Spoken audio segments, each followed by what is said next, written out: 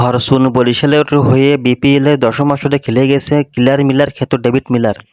তবে বরিশালের হয়ে 3 ম্যাচে খেলার পারিশ্রমিক সম্পর্কে বোমা ফাটিয়েছেন পাকিস্তানি কিংবদন্তি ওয়াসিম আকরাম। EA স্পোর্টসের দ্য প্যাভিলিয়ন অনুষ্ঠানে আকরাম বলেছেন, 3 ম্যাচের জন্য মিলার বরিশাল থেকে পারিশ্রমিক পেয়েছে $1.5 লাখ। বাংলাদেশি টাকায় যা প্রায় $1,65,00,000 টাকার মতন। ফরচুন বরিশালের হয়ে বিপিএল খেলতে এসে মিলার নিজেই বিয়ের কথা জানিয়েছিলেন। 2 ম্যাচ খেলার কথা থাকলেও পরে বরিশাল ফাইনালের টিকিট কাটায় থেকে যান আরও কয়েকটা দিন।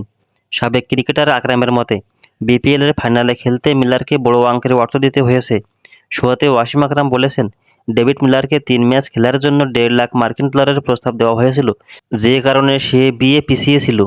যদিও বিষয়টিকে ভিত্তিহীন বলে উড়িয়ে দিয়েছেন বরিশালের চেয়ারম্যান মিজানুর রহমান। ওয়াসিমের এ বক্তব্য একেবারেই মনগড়া। এটি ফলস স্টেটমেন্ট, ভুল তথ্য। মিলার নিজের ইমোশন দিয়েই ফাইনাল খেলেছে। আকরাম যা বলেছে তা পুরোপুরি ভিত্তিহীন, মনগড়া।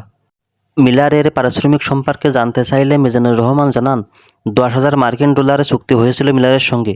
সেই অঙ্ক ওয়াসিমের কাছে কীভাবে $1.5 লাখ হয়ে গেল তা বোধগম্য নয়। এ ধরনের পারিশ্রমিকের কথা চিন্তা করাও অবান্তর।